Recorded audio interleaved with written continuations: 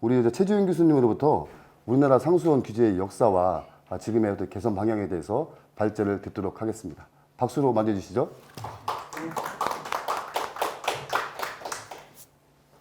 예, 방금 소개받은 서울대 근무하는 최지용입니다. 상수원 보호구역 관련해가지고 21년, 22년 환경부에서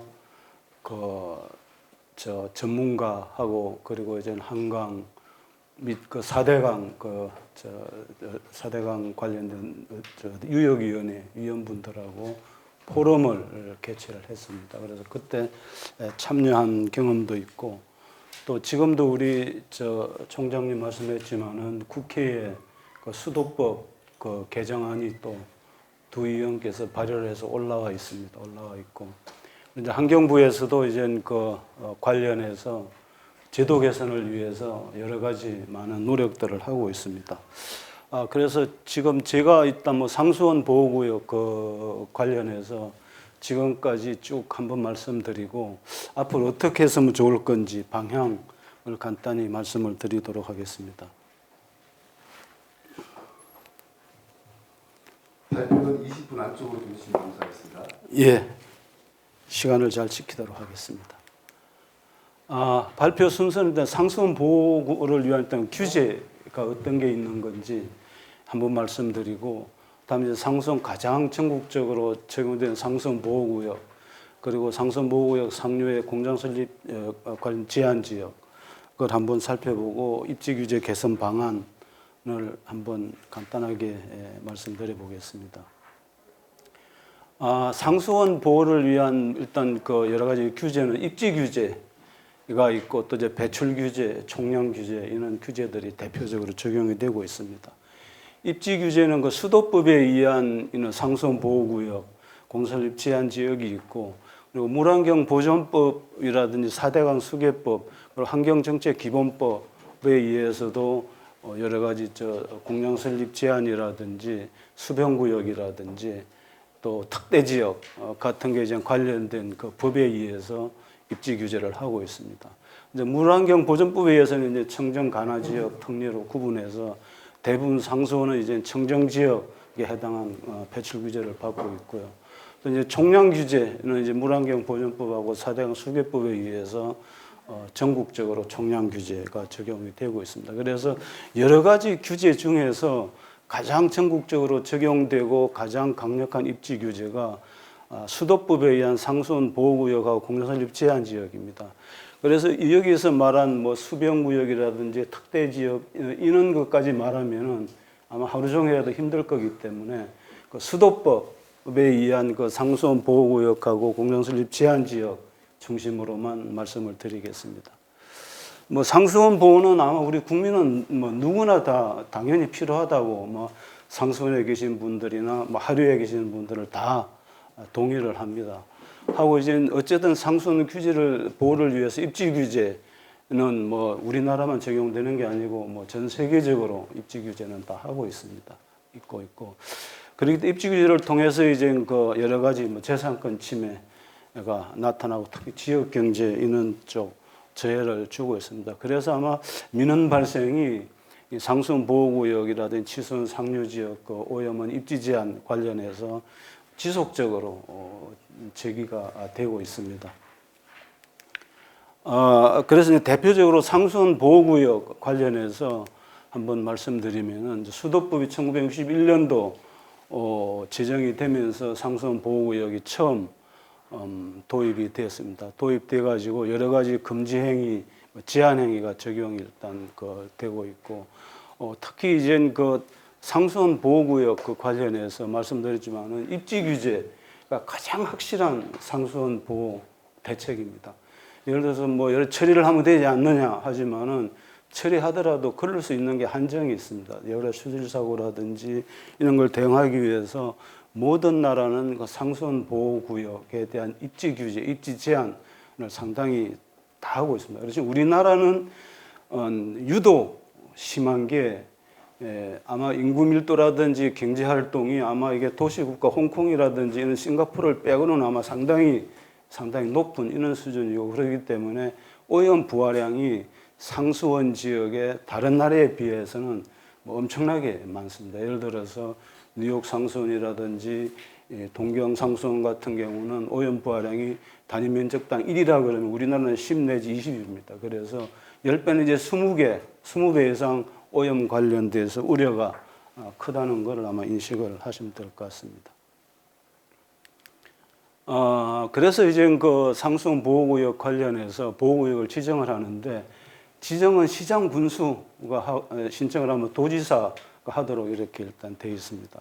지정 기준은 기본이 이제 4km고 여러 가지 이는 지수량이라든지 뭐 개발 잠재력을 고려를 해서 플러스 마이너스 3km까지 할 수 있는, 그래서 1km에서 7km까지가 이제 상수원 보호구역으로 지정이 될 수 있는데, 가장 멀게 지정된 게 이제 8당하고 대청입니다. 그렇기 때문에 이제 8당 대청은 상수원 보호구역도 우리나라에서 가장 크게 지정되어 있고, 또 그 외에도 특대 지역이라든지 여러 가지 뭐 수변구역 이런 쪽으로 해서 상당히 규제가 심한 이런 쪽이 일단 되겠습니다. 뭐 상수원 보호구역 여러 가지 중복 규제를 많이 말씀하시는데, 상수원 보호구역 내에는 금지 행위가 있고 또 허용 행위가 있고, 허용 행위 중에서도 허가를 받는 게 있고 또 신고를 하는 것도 있습니다. 그래서 이게 중복 규제로 많이 느껴지거든요. 예를 들어서 뭘 하지 마라, 그런데 또 뭘 하려 그러면 또 허가를 받아라, 또 허가를 받고 나면은 또 뭘 규제 내에 신고를 해라, 이런 식으로 해서 이제 이런 식으로 이게 되기 때문에 상당히 중복 규제에 대한 효과가 이게 상수원 보호구역에는 여러 가지가 이제 되고, 특히 이제 이거 외에 상수원 보호구역이랑 대부분 특대 지역이라든지 수변구역이라 이런 쪽으로 중복되어 있기 때문에 중복 규제에 대해 피부적으로 많이 느끼고 있습니다. 그리고 이제 상수원 지역의 주민 지원을 일단 하고 있지만은 수도법에 의한 이런 주민 지원은 일단 뭐 돈이 지자체에서 나옵니다. 기본적으로.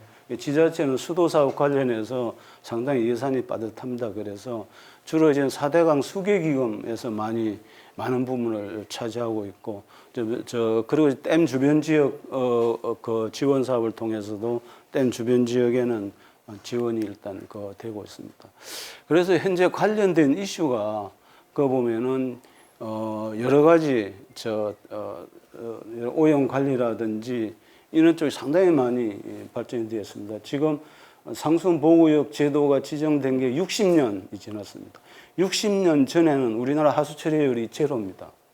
제로고, 지금은 이제 하수 처리율 95% 이상이 되고, 상수도 보급률도 99.6%, 거진 100%죠. 그래서 이런 여러 가지 변화가 여러 가지 있었다. 그리고 이제 여러 가지 이제 입지 규제가 수질 오염 사고 나면은 계속 하나씩 첨가되는 이런 쪽으로 일단 자연 보존 구역이라든지 특대 지역이라든지 설치 제한 지역이라든지 공장 설립 제한, 이런 식으로 10년 단위로 해서 입지 규제가 지속적으로 많이 확대가 되어서 이게 자전 민원 발생 원인이 일단 되고 있고요. 그리고 환경 관련법 아니라 국토 관련법에서도 여러 가지 입지 제한이 많이 있습니다. 특히 공장 상류 입지 제한은 처음에는 국토부에서 만든 지침에 의해서 이제 수도부로 이제 이관된 거고, 여러 가지 이제 규제에 관련해서 배상, 보상 이런 쪽으로 지속적으로 갈등이 유발이 되고 있습니다. 그래서 일단 보호구역 지정 아까 말씀드린 대로 기본이 4km고 일단 7km까지 지정이 되지만은 보호구역 지정 제외 조건이 있습니다. 그래서 우리나라 지수원 중에서 상수원 보호구역 지정된 지수원이 절반밖에 안 됩니다. 여러분, 모든 지수원이 다 보호구역 지정된 게 아니거든요. 이게 최근에는 시장 군수가 보호구역 지정 안 하죠. 왜냐하면 입지 규제 때문에 못 하고 있습니다. 안 하는 게 아니라 할 수가 없죠. 환경부 장관이 강제 지정을 할 수 있지만은 지정한 사례가 거진 없습니다. 지역에 반대를 하는데 환경부 장관이라도 마음대로 지정할 수 없거든요. 그래서 이런 쪽으로 지정 제외가 된 게 전국의 치수원 중에 절반만 보호구역으로 지정돼 있다. 하는 걸 아시고, 특히 이제 그 강변 여가수 관련해서는 상당히 그 낙동강 지역의 그 수원 확보를 위해서 여러 가지 여러 가지 특례 조항, 이제 환경부 장관 인정할 경우에는 여러 가지 규제를 완화할 수 있는 이런 조항도 일단 돼 있습니다. 근데 이제 상수원 보호구역 관련해서는 전국의 치수원 중에서 절반만 지정돼 있다 그랬죠. 그래서 절반이 엄청나게 엄격하다. 이제 두 번째로 중요한 게 수도법 위에서 그 공장 설립 그 제한 지역입니다. 공장 설립 제한 지역은 치수원에 대해서는 전부 다 지정되게 돼 있습니다. 자동적으로. 뭐 시장 군수가 뭐 지정하고 안 하고가 필요 없어요. 수도법에 의해서 치수를 하면은 그 치수원 상류 공장 입지 제한 지역이 적용이 됩니다. 그리고 범위도 20km 내 27km까지 상류 지역 엄청나게 넓은 지역에 해당이 됩니다. 그래서 여러 가지 그 상수원 보호구역 관련된 민원도 상당히 많지만은 공장 설립 제한 지역 관련해서도 민원이 상당히 많습니다. 그래서 공장 설립 제한 그 지역은 처음에는 이제 국토부에서 이제 상하수도를 국토부에서 관리할 때 이제 그 70년대, 80년대 막 경제개발 붐이 일어나면서 전국에 공장들이 많이 생기고 하니까 처음에는 1990년대 초에 국토부에서 이렇게 상수원이 다 망가지겠다 그래서 개별 공장을 입지를 제한했어요. 제한한 지침이 치수원 상류, 상수원보호구역 상류 20km까지 공장을 못 들어오게 이런 식으로 이제 공업입지 개발 지침을 만들었죠. 공업 지침을 만들고 난 다음에 이제 공단은 또 이제 산자부에서 또 담당을 하니까 또 산자부하고 이제 공동 지침을 만들었다가 이 엄청난 그 규제가 크기 때문에 왜 법도 아닌 지침에서 이렇게 규제를 하느냐 해가지고 이제 그 2010년도에 수도법으로 이 규정이 들어오게 됐어요. 그런데 환경부로 이제 상수도가 이제 그 국토부 상하수도국이 환경부로 들어오면서 이제 수도법 관련된 개정할 때 2010년도에 공장 입지 제한 지역 관련해서 수도법에 정식으로 들어오게 된 겁니다.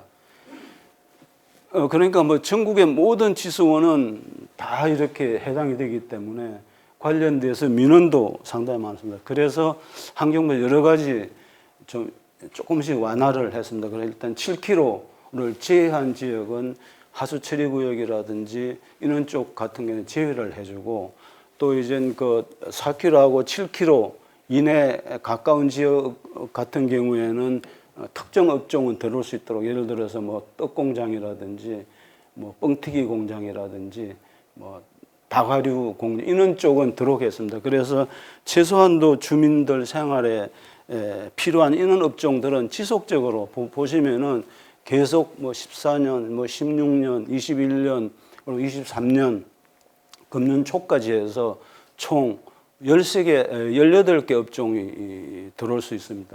18개 업종이라는 게 대부분 말씀드린 그런 업종입니다. 뭐 떡공장, 뻥튀기 공장, 뭐 하여간 그런 지역에서 필요한 거 방앗간, 뭐 이제 그런 쪽입니다. 이제 그런 게 들어오더라도 여러 가지 제한 조건이 엄청나게 많습니다. 뭐 좀 이따 이는 제가 말씀드리고 그래서 이런 식으로 이제 지속적으로 이제 좀 이렇게 개선이 되고 있고요. 특히 이제 공장 설립 그 일단 제한 지역은 제가 제한 지역은 최대 20만 톤 이상 치수하는 게 20km까지 제한할 수 있거든요.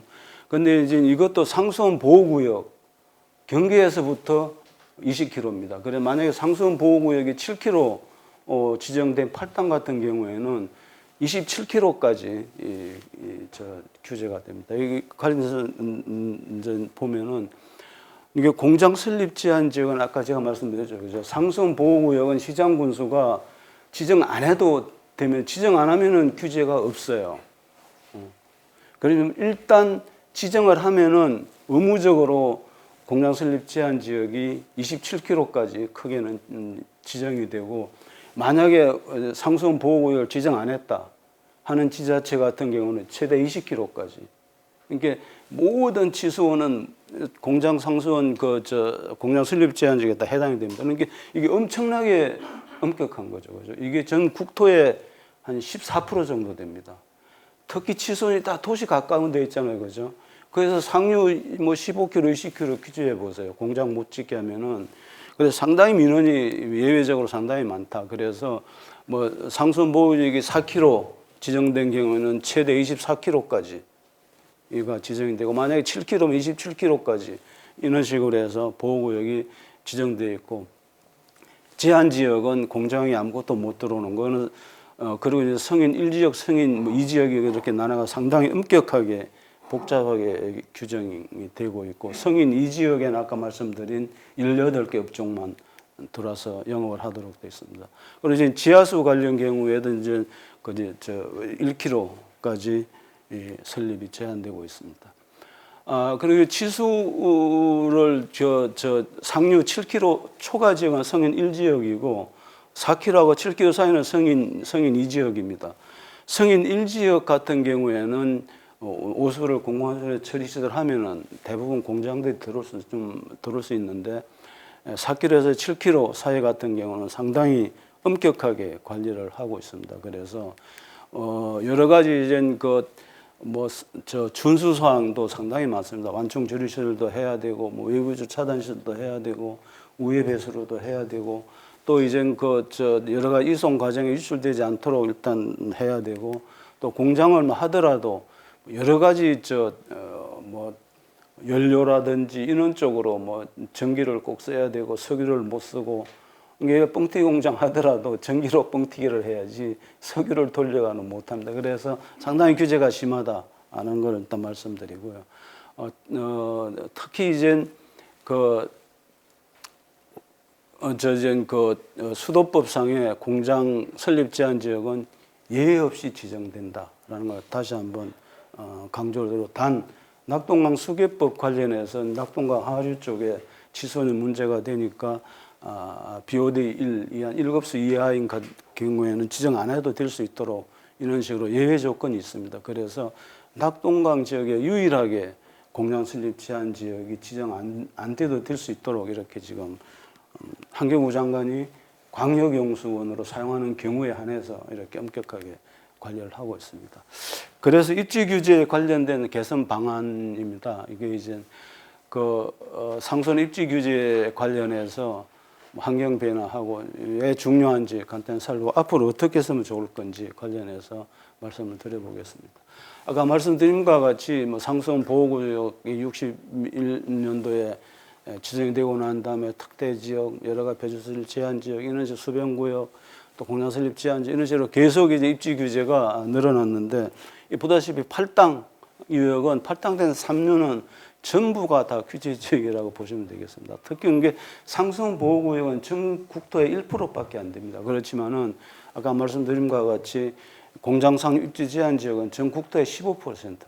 이게 엄청나게 많은 지역이 규제 대상입니다. 특히 이제 배출시설 제한 지역도 공장상 입지 지역 외에 임진강이라든지 주요한 상수원 상류의 제한 지역이 지정되어 있습니다. 이게 전 국토의 13%나 됩니다. 그래서 상당히 여러 가지 여건이 많이 개선됐는데 60년 전, 20년 전, 30년 전 이런 식 규제를 지속적으로 해야 되느냐에 대해서 이제 지역 주민들이 상당히 요구 사항이 많이 있습니다. 이제 상수원 보호구역이 우리나라는 계속 줄어들고, 왜냐하면 광역으로 옮기고, 수원이 오염됐다, 또 수량이 부족하다 이런 식으로 해서 보시다시피 22년 동안은 113개가 감소가 됐어요. 그래서 한 30% 정도가 상수원 보호구역이 감소가 됐습니다. 특히 우리 광역 상수도가 확대되면서 광역을 먹고 지방 상수도 폐쇄하면서 엄청나게 많이 감소가 됩니다. 근데 일본 같은 경우는 우리나라와 정반대입니다.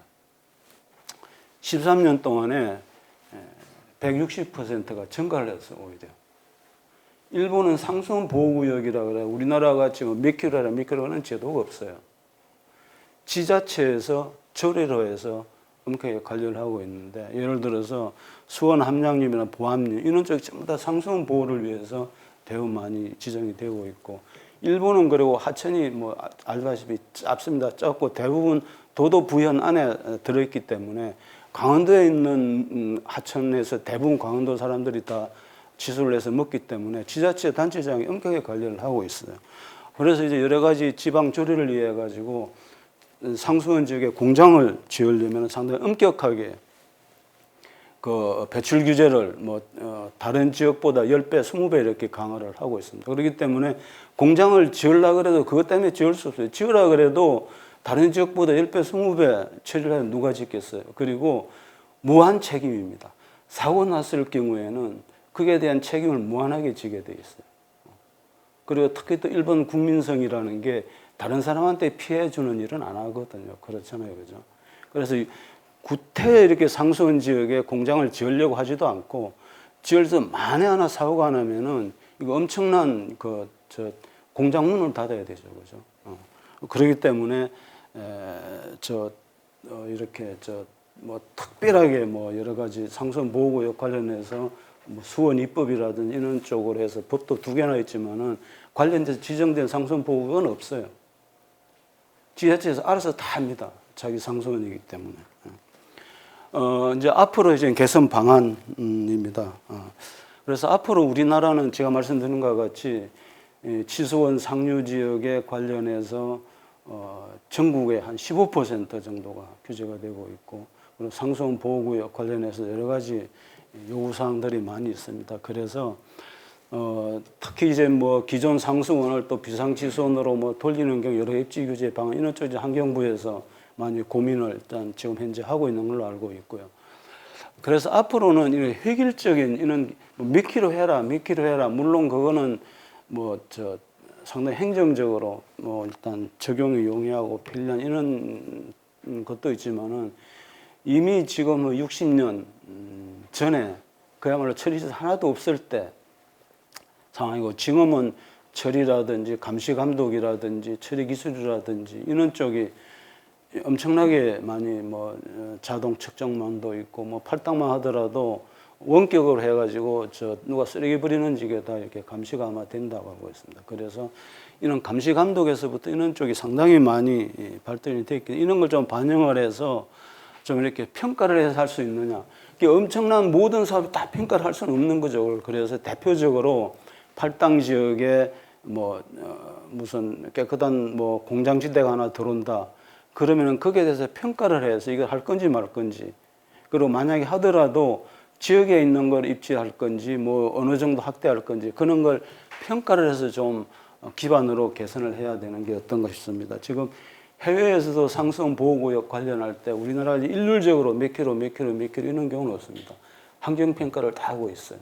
유럽도 그렇고 환경평가를 기반으로 해서 입지를 허용을 해주고 있습니다. 그래서 우리나라도 앞으로 이제 주요 보호구역 관련해서 일단 그 유형 내 오염원이 뭐가 있는지, 또 주민들이 어느 정도 호응하는지 이를 기반으로 해서 수질 영향 평가를 해서 관리 대책을 수립을 하고, 그리고 이제 그 성과 평가를 해서 보호구역을 지정할 수 있도록 이런 식으로 좀 고려를 해주면, 예를 들어서 대청댐 관련해서 청남대 아마 그거는 이런 환경영향 평가를 통해서는 아니지만은 그 상하류 환경부하고 전문가들하고 그리고 각 금강 한강 관련된 유역위원회 위원분들하고 이러한 과정을 거쳤다고 볼 수 있죠. 예를 들어서 허용할 경우 어느 정도 오염이 될 건지.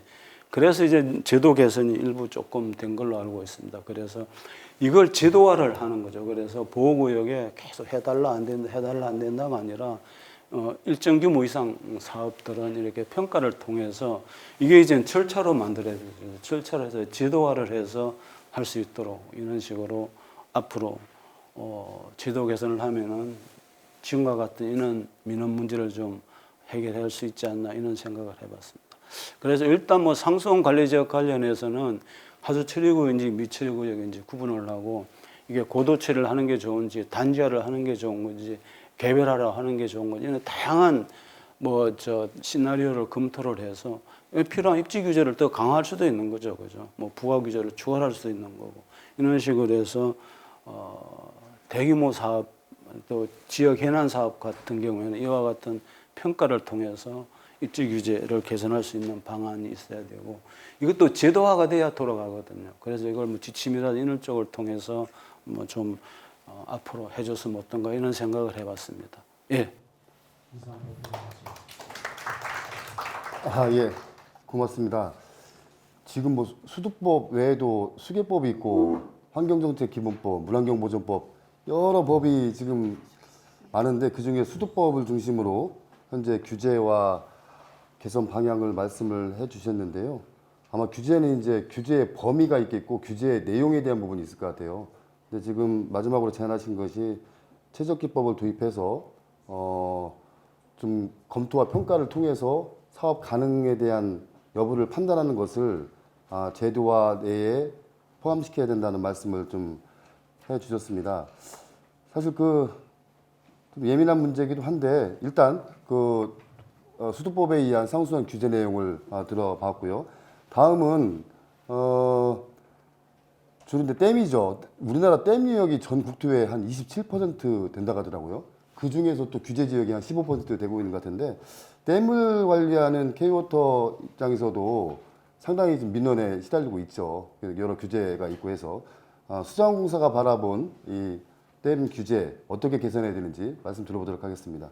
유문현 박사님 박수로 맞이해 주시죠. 네, 제가 오늘 말씀드릴 내용은 그 댐 관리 주체 기관이 바라본 상수원 관리 개선 방안이라고 제가 제목을 잡았는데 일단 저희가 이제 K워터가 그 댐을 관리하는 주체이기 때문에 실은 이제 앞에서 우리 최충식 총장님께서도 말씀을 해주셨지만 우리나라의 대부분의 그 상수원이 이제 그 대규모 다목적 댐에 많이 의존을 하고 있습니다. 그래서 저희 K워터 입장에서도 이 상수원 관리가 굉장히 좀 중요한 이슈 중에 하나이고요. 또 그 가운데 이제 그 앞에서 우리 최종 교수님 말씀하시는 그 상수원 보호구역 제도 규제 안에서 또 저희가 그 댐 운영을 해야 되기 때문에 거기서 발생하는 좀 어려움도 많이 있습니다. 그래서 그거와 관련해서 여러 가지 이제 댐을 오퍼레이팅 하면서 저희가 좀 느꼈던 그런 부분들을 좀 말씀을 드리고 또 거기서 좀 저희가 생각하는 이렇게 조금 개선됐으면 어떨까라는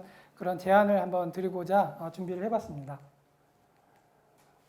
일단 뭐 다목적 댐이라고 하는 건 뭐 다들 잘 아시겠지만 홍수, 또 생공농, 친수 뭐 이런 여러 가지 기능들을 이제 가지고 또 이제 그 활용하는 그런 그 댐을 다목적 댐이라고 하고 있고요. 이 댐을 통해서 이제 최근에는 과거에는 뭐 생공농 이것만 있었는데 이제 최근에는 뭐 탄소 저감을 위해서 뭐 수상 태양광이라든지 또는 다목적 댐에서 그 발생하는 공급하는 그 수력, 전력 이런 것들의 또 가치가 높아져서 다목적 댐에 대해서 이제 그 효과가 이제 가치가 좀 더 높아지고 있는 상황입니다. 근데 뭐 앞에서 서두에서 말씀드렸듯이 다목적 댐이라고 하는 게 원래 이제 뭐 여러 가지 목적으로 쓰긴 하지만 특히 이제 소양강 댐이나 뭐 대청 댐이나 이제 규제가 굉장히 강한 댐들 같은 경우에는 대표적으로 이제 수도권이라든지 또는 이제 충청 지역의 생활용수, 이게 공업용수 이런 것들을 공급하는 그런 원천 수원이기 때문에 굉장히 그 규제가 강한 상황이고요. 그래서 수질 보호를 위해서 댐 주변 지역은 굉장히 다양한 규제가 적용되고 있습니다. 앞에서 다 들으셨겠지만 상수 보호구역, 수변구역, 자연환경 보호전 지역, 특별대책지역 이런 식으로 굉장히 많이 규제가 되어 있고요.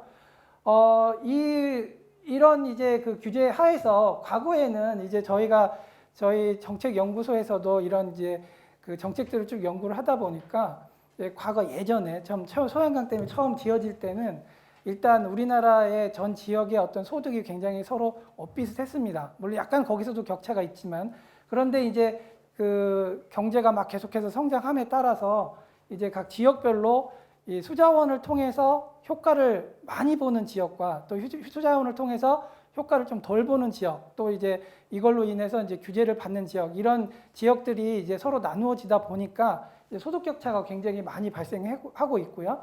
그리고 또 최근에는 이제 뭐 다 아시겠지만 인구 소멸이라든지 지방 소멸이라든지 이런 이슈들이 이제 우리나라도 이제 대두되는 사회적인 문제인 상황에서 이제 그 댐 상류 지역, 이렇게 규제로 이렇게 묶여져 있는 이런 지역들의 상대적인 박탈, 또 그다음에 지역 소멸에 대한 어떤 대응을 이제 각 지자체별로 하고 있는데 특히나 댐 주변 지역은 규제를 묶여 있기 때문에 거기서 또 어떤 대책을 마련하기가 쉽지 않은 그런 상황입니다. 그래서 과거에도 이 댐 규제에 대해서 이제 과거에도 많이 얘기했던 게 주민 생존권과 뭐 경제적 손실 이런 것들을 굉장히 많이 했지만 최근에는 이제 이런 문제까지 아까 제가 말씀드린 지방 소멸을 대응하는 그런 대책의 문제까지 이제 넓어져서 굉장히 다양한 이슈들이 제시되고 있다라고 하는 것을 저희가 직면을 하고 있고요.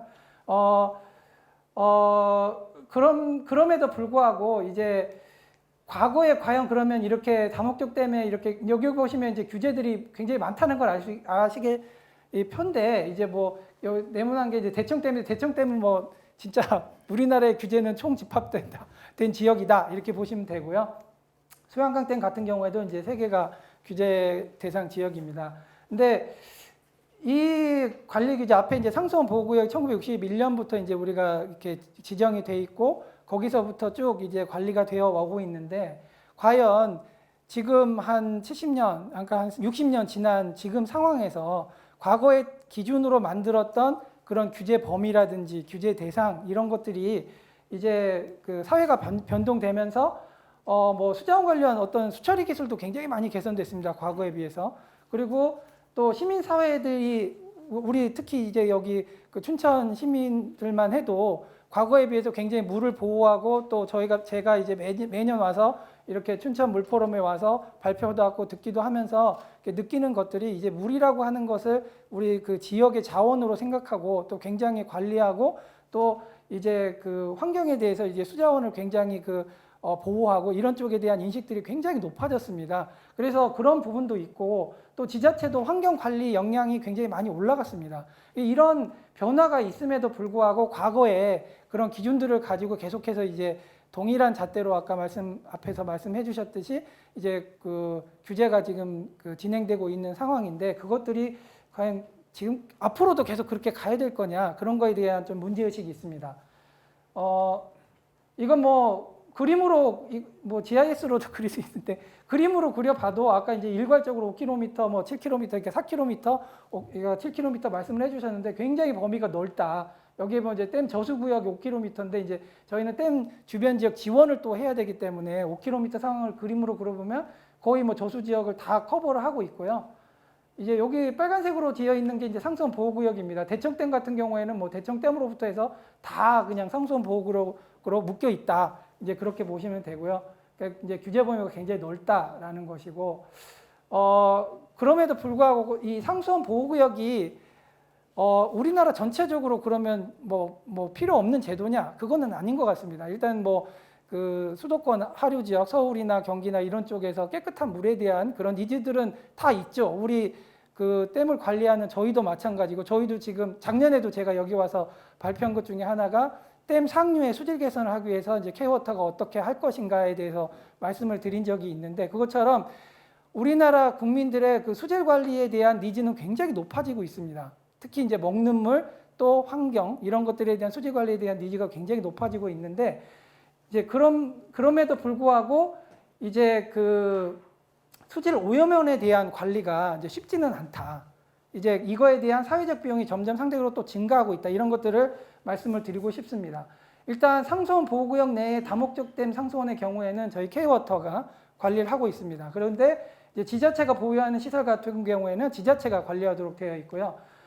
대신에 이제 지자체 뭐 대규모 댐 같은 경우는 저희 K-워터가 하기 때문에 뭐 저희도 뭐 최선을 다해서 하고 있지만은 상수원 보호구역을 묶여 있는 지자체들 중에서 이제 재정 자립도가 낮은 지역 같은 경우에는 이런 상수원 보호구역 관리에 대해서 여력이 좀 미흡한 상황입니다. 그래서 뭐 방치가 되거나 아니면은 그냥 그대로 내버려 두는 뭐 그런 문제가 있고요. 그 다음에 또 하나는 수질 관리 문제입니다. 이 상수원 보호구역이라고 하는 것의 원래 취지가 이제 그 깨끗한 수질을 보호를 해서 이제 그 음용수를 확보를 하겠다. 이게 이제 취지인데 뭐 올 초에 아마 계신 분들은 뉴스로 다 들으셨겠지만 소양강 댐이 녹조로, 그러니까 소양강 댐이 지어진 이후 처음으로 녹조가 발생했다. 이런 것도 올 초에 이제 그런 기사들이 났었습니다.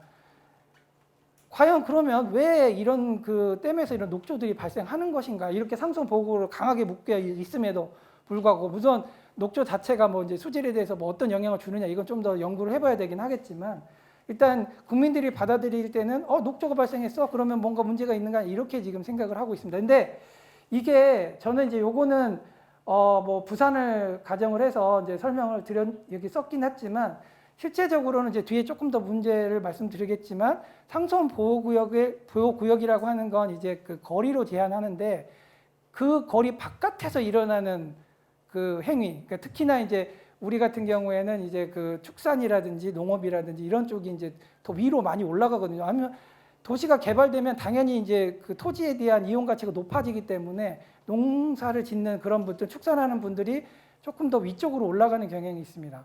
그래서 거기서 내려오는 이제 거기서 발생하는 축산 같은 경우는 또 비가 오면은 다 이렇게 쓸려서 내려오고, 또 댐은 또 물을 저장하고 있기 때문에 그곳에서 이제 다 모이는 그런 그 성질이 있거든요. 그래서 그런 부분에 대해서 어떻게 관리를 할 거냐, 과연 이 상수원 보호구역이 과연 상수원 보호구역 제도로만 해서 그런 것이 관리될 거냐, 이런 거에 대한 좀 문제가 있습니다. 그리고 또 하나는 아까 말씀드린 것처럼 이제 수질 오염 청량제, 지금 이제 환경부에서 수질 오염 청량제 유역 관리를 통해서 하겠다라고 하고 있는데, 이 수질 오염 청량 관리 제도에 대해서 실효성에 대해서 좀 의문이 듭니다. 그래서 그 이론적으로는 이상적으로는 굉장히 좋은데, 과연 그러면은 이 수질오염 청량 제도에 대해서 이제 각각의 오염원별로 부하량이 얼마냐, 또 그것이 어떻게 발생하냐, 이런 것들에 대한 모니터링과 또 거기에 대한 그 페널티 뭐 이런 것들이 있어야 되는데, 이 제도는 있지만은 이것이 이제 실제적으로 작동하지는 않고 있는 상황인 것처럼 보입니다. 그리고 또 이제 저희 그 K워터 입장에서는 이제 댐을 관리하거나 수자원 인프라 시설을 이제 그 운영하는 그런 그 기관 입장에서는 일단 첫 번째는 어떤 수자원을 확보하려고 이제 계획을 하고 있으면 그 계획에 대해서 반대하는 경우가 굉장히 많습니다. 이제 여러 가지 뭐 환경 문제도 있고 여러 가지 문제도 있는데, 특히 이제 우리가 상수원 보호구역이라고 하는 거를 고민을 해보면 우리가 뭐 부산의 취수원 이전 문제, 대구의 취수원 이전 문제, 지역 간의 갈등, 이런 것들의 근본적인 것이 결국은 취수원으로 지정되면은 거기가 상수원으로 묶이기 때문에 이제 개발 제한이 되거든요. 그래서 편익은 하류 물을 받는 사람이 편익을 받는데, 제한은 상류 지역에서 제한을 받기 때문에 지역 간의 그런 그 공유, 이익 공유가 제대로 되지 않는다, 그런 것들이 문제거든요. 그렇기 때문에 처음에 이제 어떤 계획을, 그 물을 공급해야 된다라고 하는 것이 물이 부족하다라는 것은 이제 공감대가 있습니다. 뭐 들으셔서 아시겠지만 이제 뭐 이번 정부 들어와서 첨단 산업단지, 여기 강원도도 이제 지정되어 있는 걸로 알고 있는데, 산업단지에 필요한 게 물입니다. 에너지하고 물 두 가지가 반드시 필요한데, 과연 그럼 물은 어떻게 공급할 거냐, 이런 문제에 있어서 이제 추가적으로 뭐 새로운 신규 수자원이 필요하다, 그런 것이 이제 결정이 되면은 수자원을 만들어야 되는데, 그런 부분에 있어서 이제 추진 반대가 많이 있고요. 그래서 여기서 일단 굉장히 많이 지체가 돼서 사회적 비용이 발생을 하고, 건설하고 있는 과정에서는 이제 또 이렇게 그 보상의 문제가 또 있습니다. 그래서 그런 데서 또 사회적 문제가 비용이 발생하고, 건설을 하고 나서 운영하는 단계에 있어서도 보호구역이 이제 딱 지정되면 거기가 또 상대적으로 시간이 지날수록 이제 그 개발되는 속도가 차이가 있기 때문에 그거에 대해서 보호구역 해제 또 요구가 있습니다.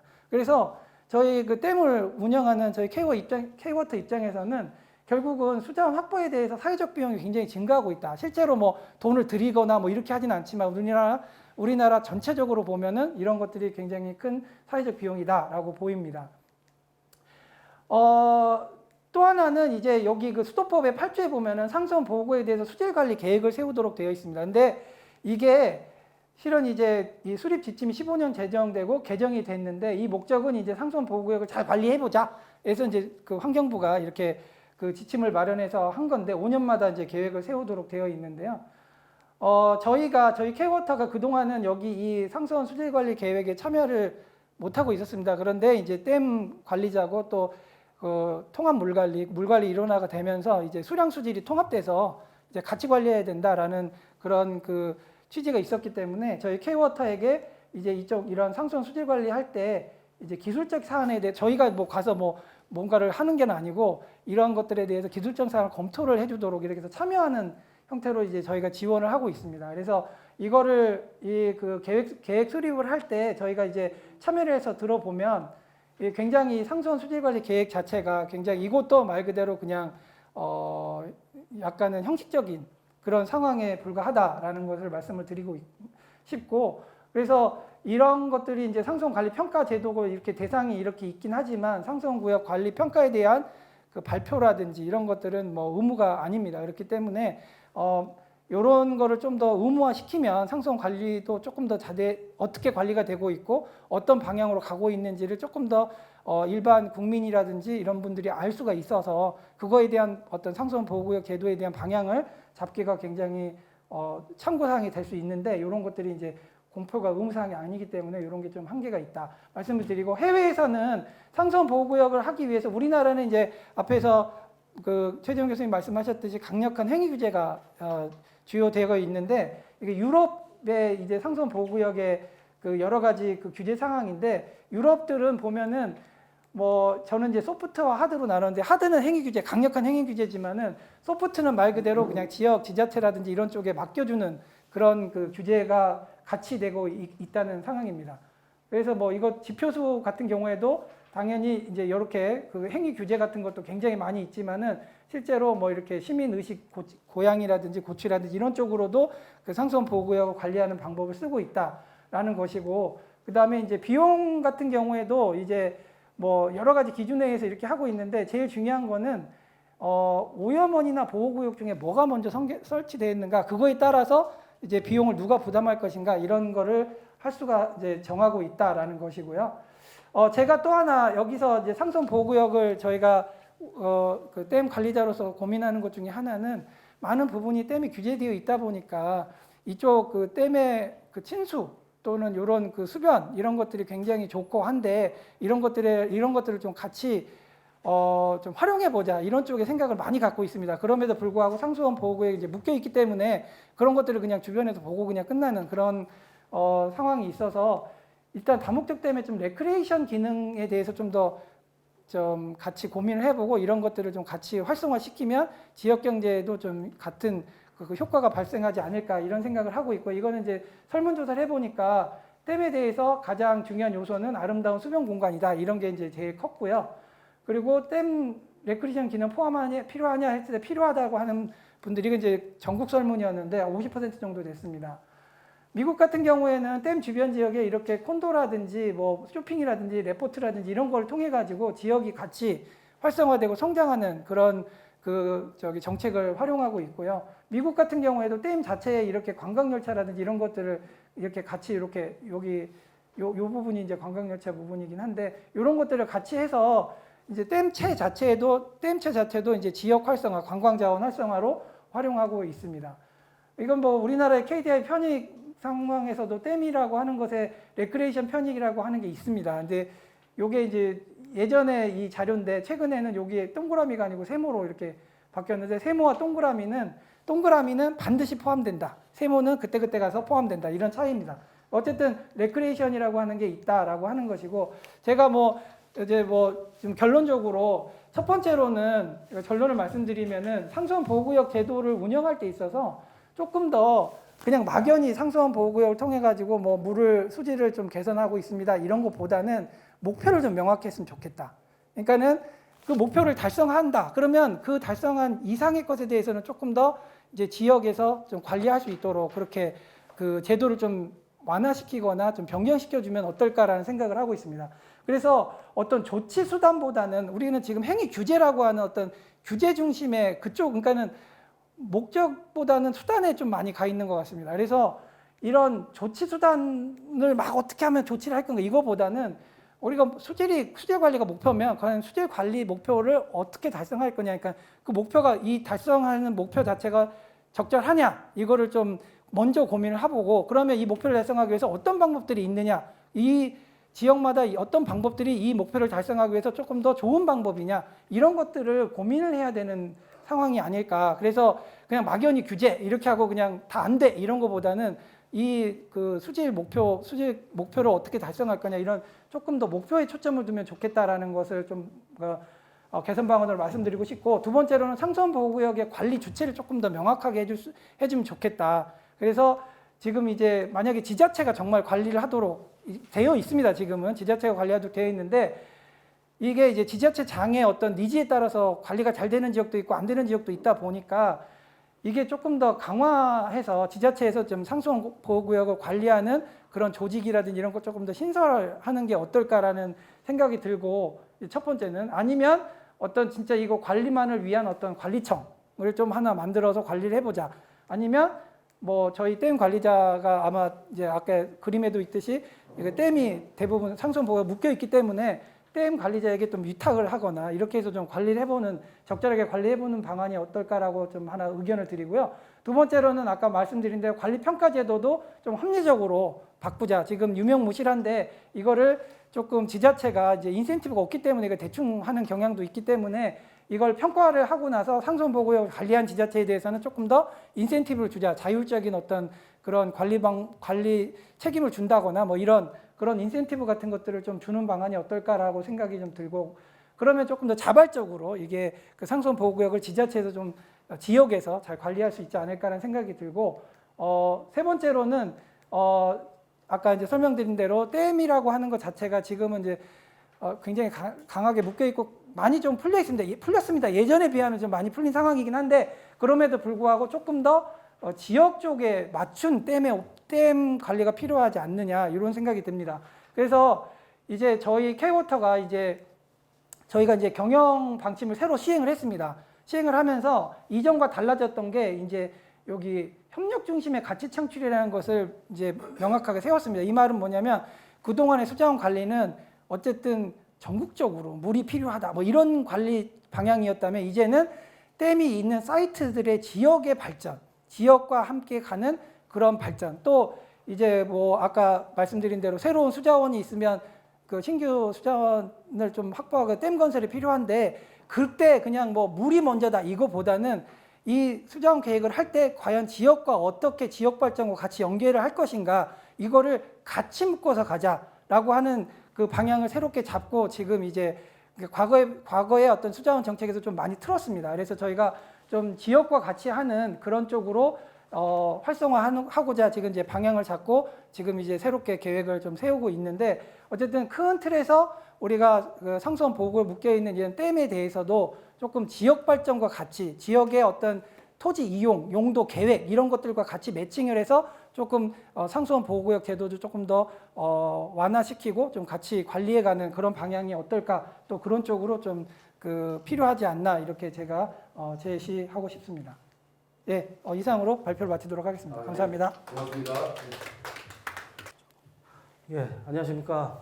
저는 그 대전 그 동구에서 대청으로 관리하고 있죠. 관리라는 표현보다는 그 대청으로 품고 있는 대전 동구에서 오늘 지방자치단체가 바라본 상수원 규제의 문제점과 개선 방안에 대해서 말씀을 드리고자 온 정책개발협력실장 박규영이라고 합니다. 인사드리겠습니다. 저는 오늘 그 상수원 규제를 받고 있는 그 지역 주민들의 입장에서 좀 말씀을 드리고 싶습니다.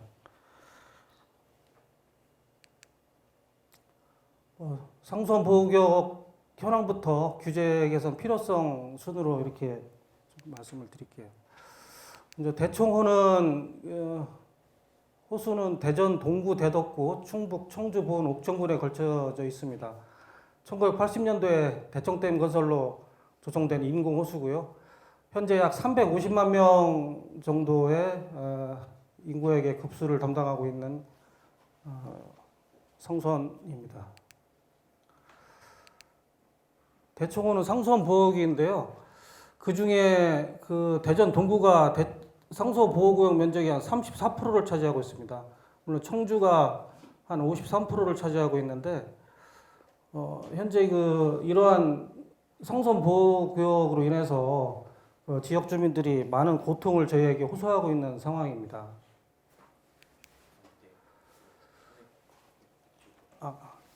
대청호가 지정 면적이 178.98제곱미터인데요. 이거는 지금 한 2천만 명인가요? 팔당호 급수를 책임지고 있는 팔당호보다도 면적이 오히려 큰 면적이죠.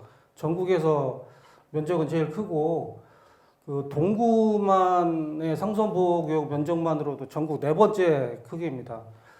이 보호구역 면적이 넓은 곳들은 이제 1960년대부터 오래전에 지정되었다는 공통점이 좀 있는 것 같습니다. 대청호는 상수원 보호구역부터 수질보전 특별대책지역, 수변구역, 개발지향구역부터 총 7가지 규제를 적용받고 있는데요. 이 중에 가장 큰 규제가 수도법에 의한 상수원 보호구역 규제입니다. 그 규제사항을 구체적으로 살펴보면 상수원 보호구역에서는 공장이나 숙박업, 식품 적개업, 축산시설, 양식장업 등이 입지가 불가하거나 제한적으로 허용이 되고 있고요. 일반 건축물도 농가주택도 100제곱미터 이하에서 영농이나 공공시설 목적으로 제한적으로 허용되고 있으면서 다른 그 소득 활동을 영위할 수 있는 그런 시설들 자체가 아예 입지가 불가한 상황입니다. 이런 그 상수원 규제로 인한 문제점이나 지역주민들의 피해 사항을 잠깐 살펴보겠습니다. 먼저 가장 큰 게 이제 그 대청호를 품고 있다는 이유로 지역 발전이 저해되고 있다는 문제인데요.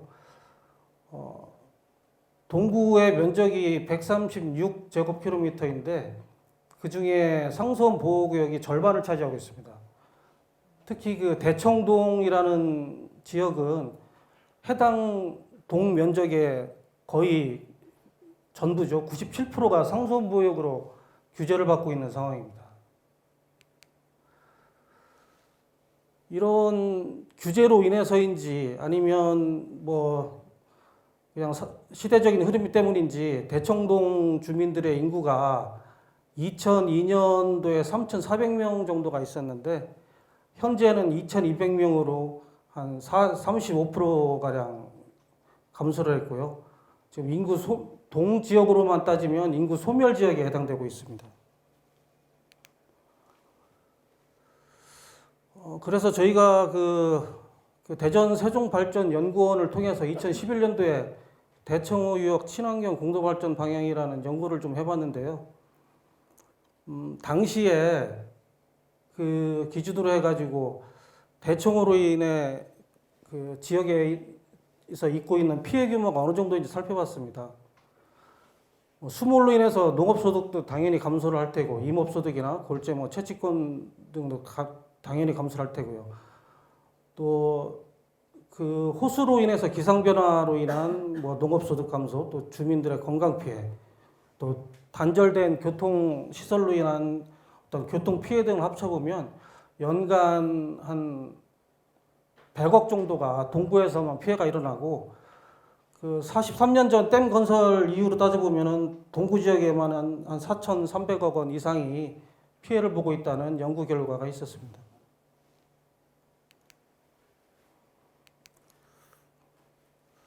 이제 이렇게 피해를 보고 있으니까 조금 그 강력한 규제에 대해서 어느 정도 합리적인 개선이 필요하지 않느냐 이런 저희가 주장을 하고 있는데 그 주장의 그 근거가 먼저 대청호 일원에는 한 5개년에 걸쳐서 2018년도에 하수걸러를 전부 설치를 했습니다. 동구 대청동하고 대덕구까지 포함해서 약 한 81제곱킬로미터에 대해서 그때 한 250억 정도 투자를 해서 하수걸러 설치 사업을 완벽하게 설치했기 때문에 대청호 주변에서 발생하는 오폐수를 전량 대전 하수처리장으로 이송 처리하고 있고요. 이로 인해서 국민들의 식수원으로 활용되고 있는 대청호의 수질 오염을 방지하고 있습니다. 그 환경정비구역 내 그 분류식 하수시설을 설치하게 되면 설치해서 그 하수를 공공하수 처리 시설에 처리하는 경우는 그 환경정비구역 내에서 총 호수의 20%까지 음식점 영업이 가능합니다. 그래서 그 상수원관리규칙 제15조에 따라서 기존의 총량이 55%였던 음식점 수가 대청동은 20%까지 늘어나게 됩니다. 2018년도에 하수시설 설치 후에 약 31%가 증가를 지금 하고 있는 상태고요. 그리고 대청호가 이제 아무래도 경관이 빼어나다 보니까 대청관광공사나 이런 곳에서 대청로 500리길이나 시민 편의시설을 많이 갖추어서 대청호에 대한 방문객이 늘어나고 있습니다. 또 대청호를 지역 자원으로 두고 있는 동구에서도 뭐 축제라든가 뭐 마라톤 대회 등 이런 홍보 효과로 인해서 대청호의 그 방문객이 지속적으로 증가를 하고 있는 상황입니다. 이렇게 방문객이 증가를 하게 되면 그 대청호에 있는 출습탑 주변에 수질이 나빠져야 되는 거 아니냐 이런 우려가 있으실 텐데요. 그 국립환경연구원 물환경정보시스템 자료에 따르면 그 대청호 주변에 음식점이 증가하거나 방문객이 증가를 해도 그런 오수 처리시설이 완벽하게 되어 있기 때문에 원수는 뭐 유지되거나 또는 개선되고 있는 그런 자료가 나오고 있습니다. 그래서 이 주민들께서는 상수원 보호구역으로 많은 피해를 보고 있고 또 그 지역 주민들의 고통을 외면할 수 없는 우리 지방자치단체에서는 무엇을 할 것인가 고민을 해보고 그 주민들의 의견을 좀 들어본 결과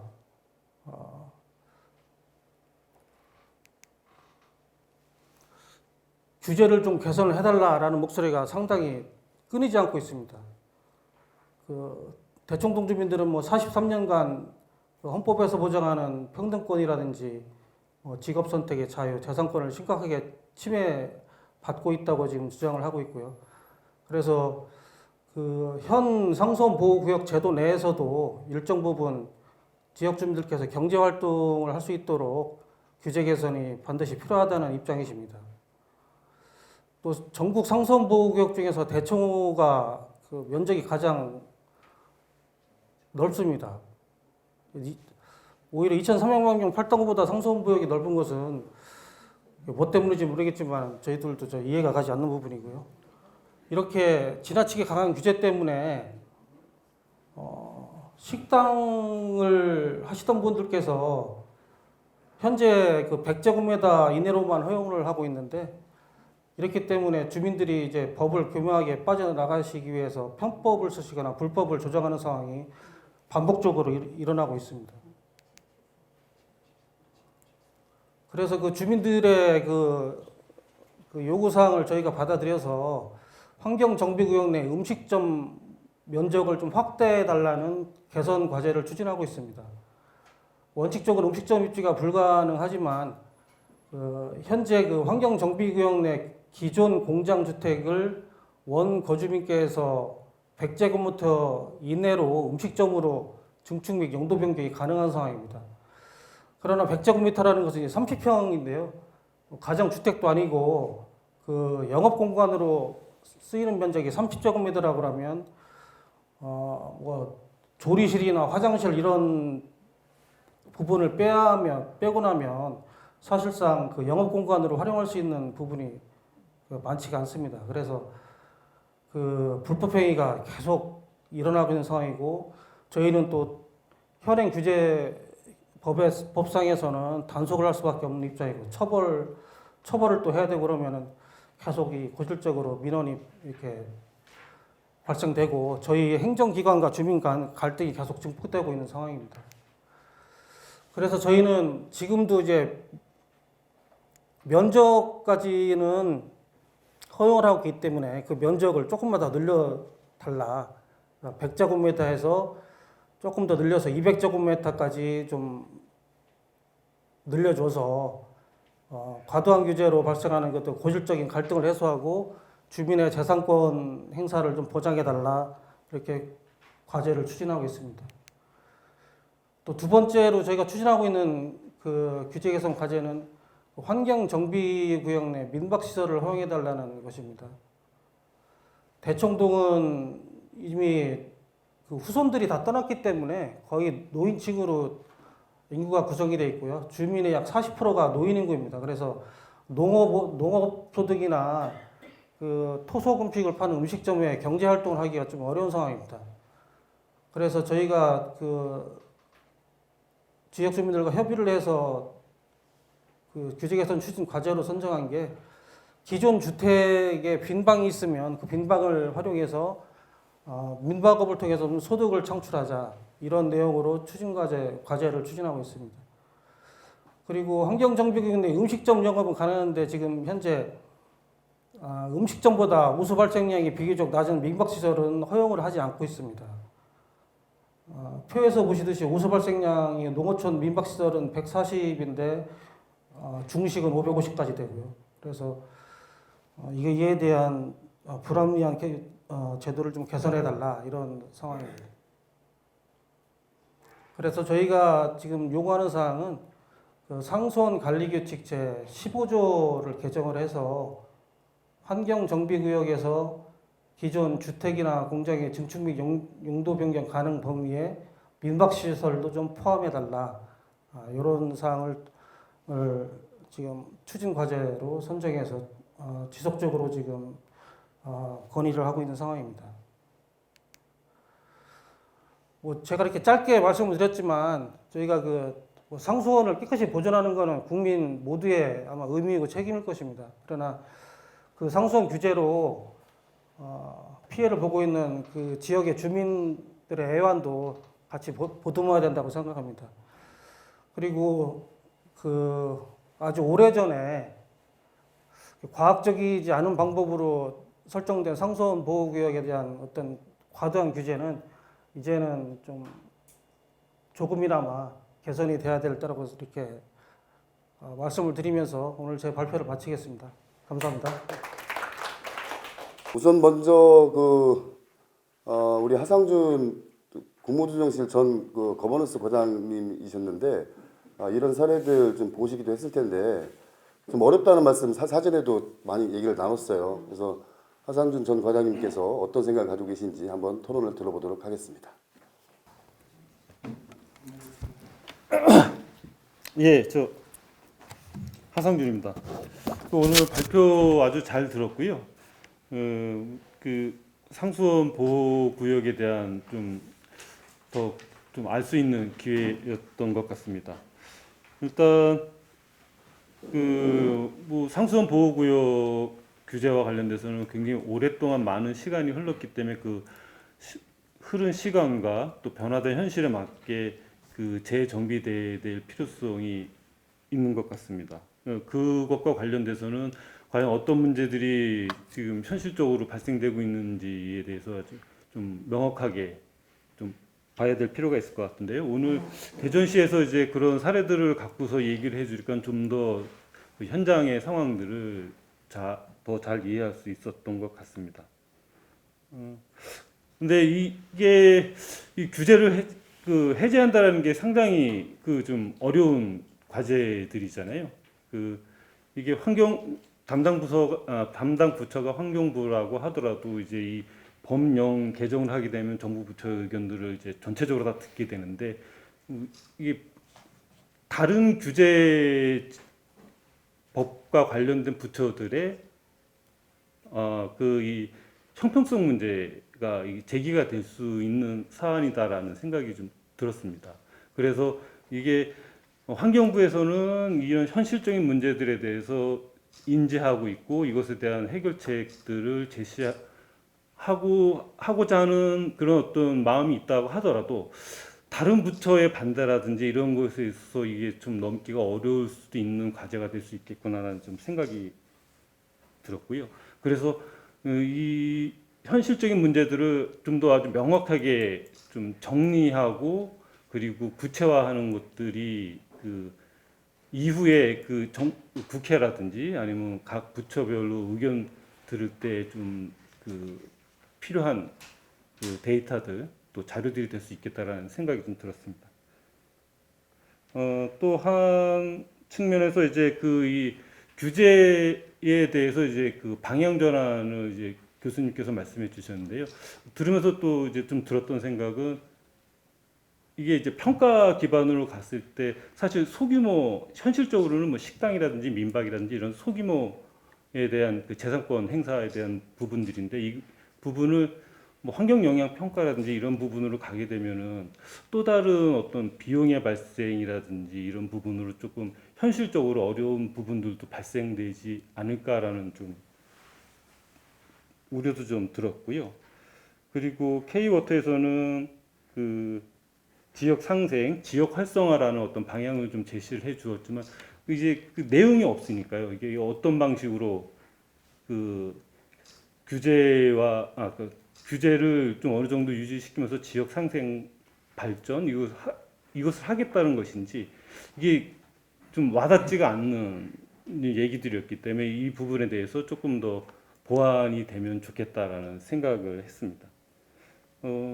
전체적으로 어떻든 현실적인 요구들이 있기 때문에 이것에 대해서 그 정부 부처가 또 귀를 기울이고 그 민간의 어떤 그 협의하에 안은 좀 만들어 나가는 과정이 필요하다라는 생각을 가지게 되었습니다. 예, 이상입니다.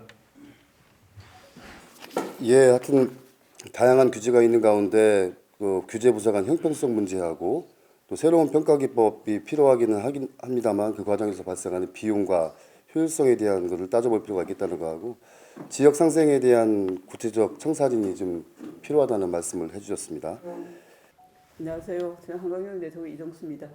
제가 양쪽 두 분은 댐 피해 지역에 또 특히 지금 댐 피해 지역 관련한 대응 운동들을 하고 계셔서 충분한 이야기를 하실 수 있게 저는 그냥 세 분의 발제에 대해서 한두 가지 코멘트하고 또 제안을 좀 해보고 싶었고 또 제 제안에 대해서 또 두 분이 의견이 어떠신지도 좀 듣고 싶어서 그냥 제가 먼저 하겠다고 말씀드렸습니다. 그 세 분 발제 내용 잘 들었고요. 특히 저는 그 박병영 시장님 그 발표 내용 들으면서 되게 마음이 좀 답답한 느낌도 있고 좀 아무튼 또 약간 감동적인 느낌도 좀 있고 그랬습니다. 어쨌든 그럼에도 불구하고 제가 그래서 작은 그 규제를 풀려고 노력하기보다는 큰 규제를 풀는 과정에서 협상 과정에서 작은 문제들을 풀어갈 수 있는 방법으로 전략적 특권이 필요한 거 아닌가 뭐 제가 약간 농담처럼 말씀드렸는데 그렇게 그 사고 체계를 좀 바꿔보는 거가 좀 중요할 것 같다 뭐 이런 생각이 들긴 합니다. 저는 최재형 박사님, 최재형 교수님 말씀하신 부분에서 전적으로 동의는 되는데 지금 규제를 바라보는 특히 지금 댐 상류 지역이나 또는 상선 보호구역이나 또는 그 우리 팔당의 특대 지역에서 중복 규제 일어나고 하는 이런 등등 지역의 지역 주민들이 가지고 있는 피해 의식이 대단히 크다고 하는 걸 알고 있고요. 그다음에 그 규제가 발생되는 그 시점하고 지금은 적어도 뭐 20수년, 30수년이 지나간 사이에 사회 현상이 바뀌었고 그다음에 국민들의 니즈도 바뀌었고 그 지역 주민들의 생각도 바뀌어 있는 건데 그걸 그 국민들이 바뀐 생각들을 제도가 따라가지 못하고 있는 현실은 대단히 문제인데 그렇다고 한다면 지금 규제 부분을 그 수순대로 규제를 그 바꿔가는 것이 맞느냐? 저는 그게 아니라 전환적 사고가 필요하다. 아까 우리 이광호 대표님도 그 이야기 하셨는데 전환적 사고가 필요하다고 보입니다. 그래서 제안하신 부분대로 그냥 획일적으로 일관적으로 규제하는 것이 아니라 지금 평가를 통해서 이루어진다고 했는데 그 평가는 당연히 뭐 정부가 해야 될 일이죠. 그건 뭐 입지를 하려고 하는 쪽에서 뭐 영향 평가에서 제안하고 이런 게 아니고 그래야 되는데 저는 평가를 통해서라도 규제하는 부분이 결국은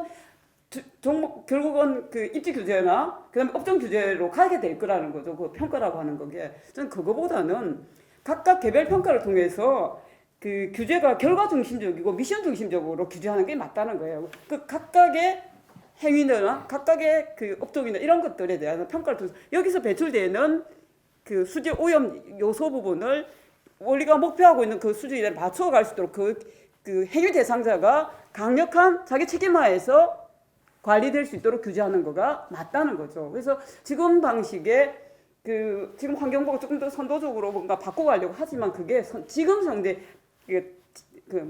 순차적 그런 게 아니라 아예 생각을 전환해서 규제 도입하는 거게 맞겠다. 전 그 부분에 대해서 한번 같이 고민해 주시면 좋겠다는 생각이 하나 있고요.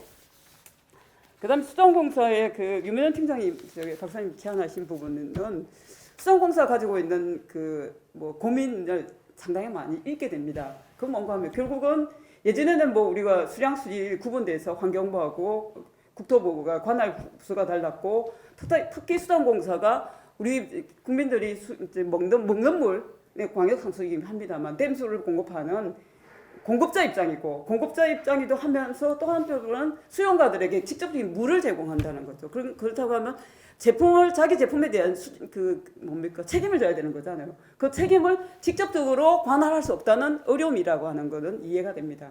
그래서 저는 오히려 지금 이제 물관리 일원화되고 그 수질 관리 부분도 환경부로 넘어왔고 하천 관리도 환경부로 넘어온 측면에서 보면은 치수지점이라고 하는 거가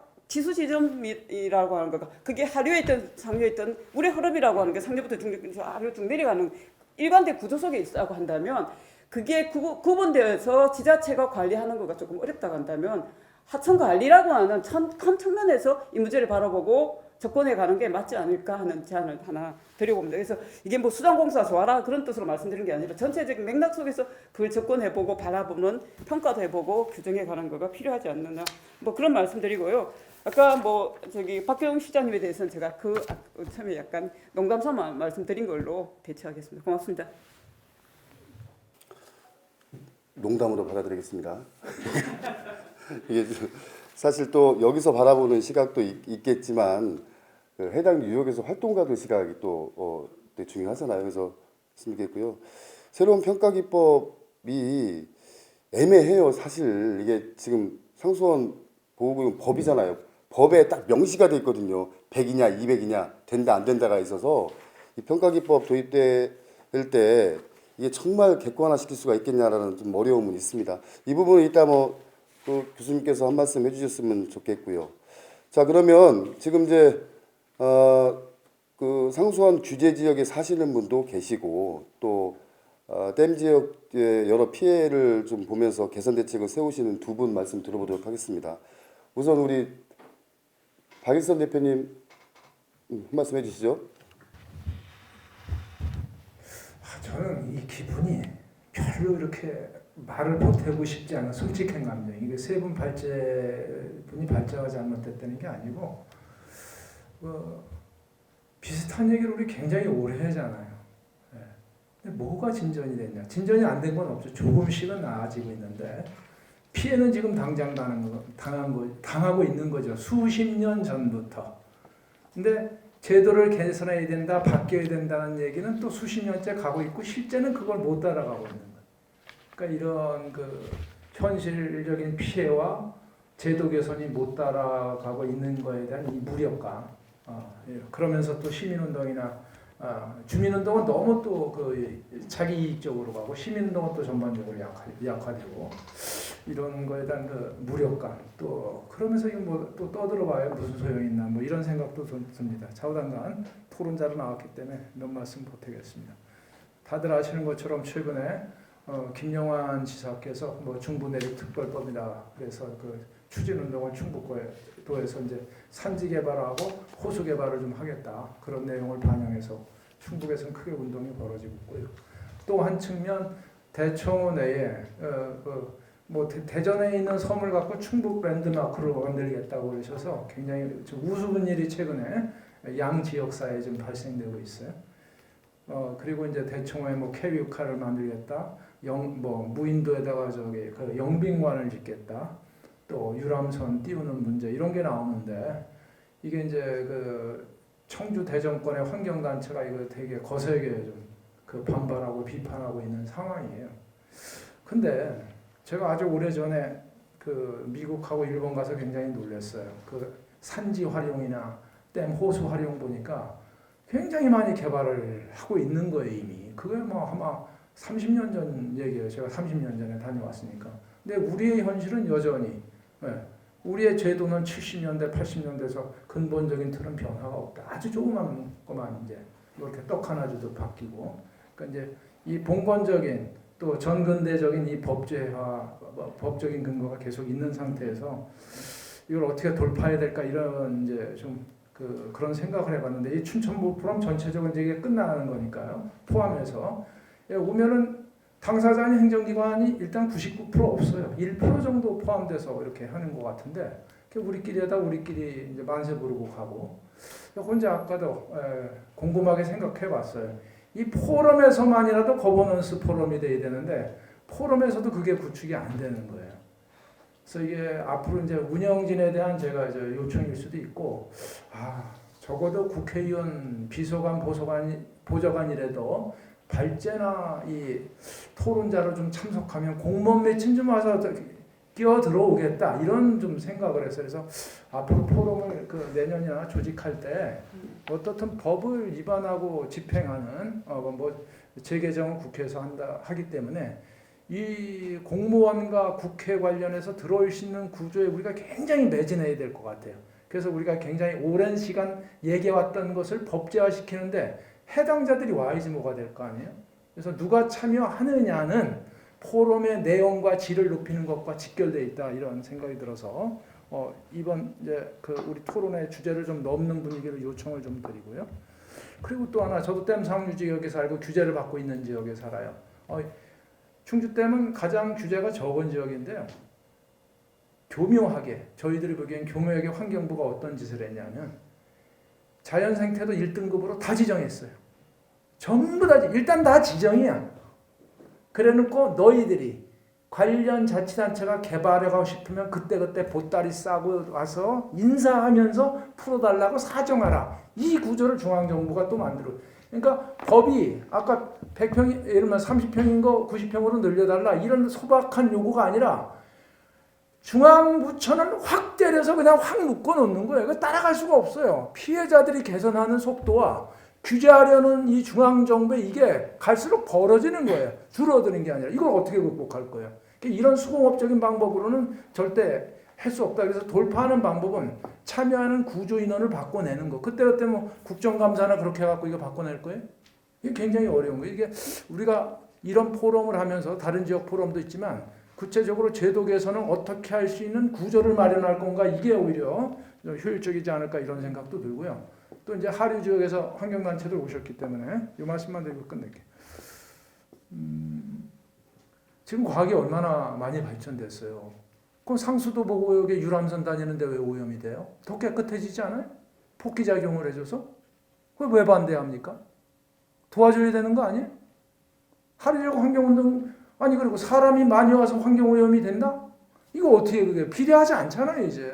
하수처리 시설도 있고 여러 가지 그거를 관리할 수 있는 기술이나 이런 게 또 예산적인 옛날처럼 대한민국이 가난한 나라도 아니고 반대 일변적으로 가서는 이 상하리 주민 간의 갈등을 해결할 수 없어요. 일단 피해자 입장에서 그걸 도와주고 끌고 나가고 하류 지역에 물을 깨끗하지 않은 기능들을 설득해 나갈 생각을 해야지. 아까 다른 포럼 저쪽 방에 갔더니 강원도가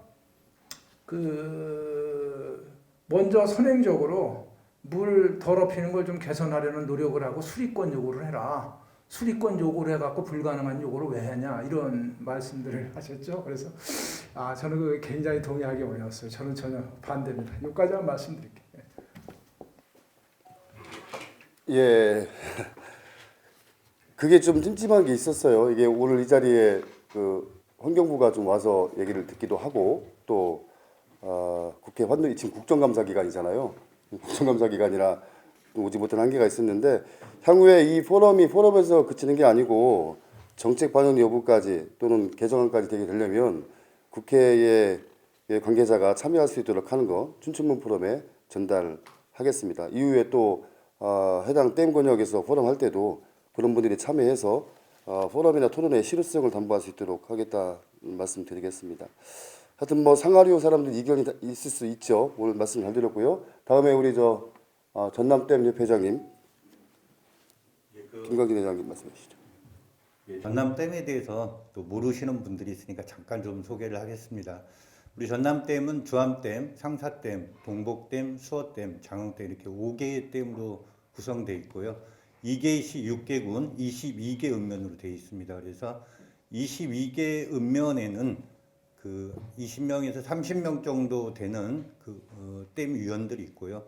그다음 우리 전남댐 산하에 읍면에서 한 3명에서 5명 정도가 읍면에서 와서 22개 읍면이 한 100명 정도의 협의체로 구성이 돼서 전남의 댐 문제를 전체적으로 좀 논의하는 그러한 전남댐 주민연합회입니다. 저희 그 5개 상수도 댐 중에서 현재 광주광역시 지자체가 관리하는 댐이 하나 있고요. 동북호. 나머지 4개 댐은 수정공사가 현재 관리를 하고 있습니다. 상수원 보호구역에 대해서 동복댐의 예를 제가 잠깐 좀 들어보도록 하겠습니다. 동복댐 안에는 여기에 참석하신 분들도 화순적벽이라는 곳을 방문하셨을 분도 있을 겁니다. 이 댐이 1970년에 시작이 되고요. 360만 톤으로 1985년에 수문이 없다 보니까 사람이 있는 상태에서 강제 담수가 됩니다. 그래서 새벽에 많은 수천 명의 사람들이 이렇게 나오다 보니까 전혀 보상이 좀 안 돼 있어요. 1985년 5월 6일에서 8일까지 3일 동안 그런 상황이 벌어지는데요. 수문이 없다 보니까 갑작스럽게 물이 차올랐던 겁니다. 준공은 그 공사는 다 됐었는데요. 근데 이 댐이 화순군에 소재하고 있는데 그 당시에 1985년 당시에 전라남도 광주시 이렇게 화순군 이렇게 되다 보니까 광주광역시가 현재 댐 관리청입니다.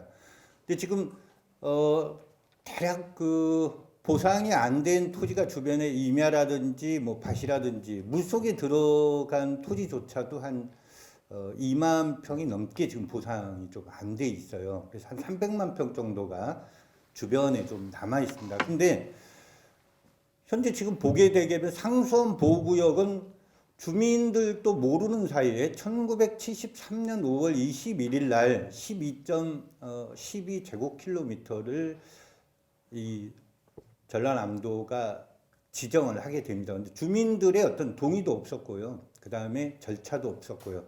그래서 이제 1985년에 1억 톤으로 이게 이제 증설이 되는데 주민들이 이제 동의를 안 하다 보니까 더 이상 확대를 못해서 아주 기형적으로 현재 좀 설정이 돼 있는데 이 그 상수원 보호구역뿐만이 아니라 수변구역 사유지에 지금 철조망이 23km가 쳐져 있습니다. 근데 그 철조망을 치는 데 있어서 광주광역시가 쳤는데 누구도 이렇게 동의를 해주지 않았는데 사유지이고 수변구역이거든요. 근데 휴전선에서나 있는 철조망이 현재 그 동복댐 주변에 23km가 있습니다.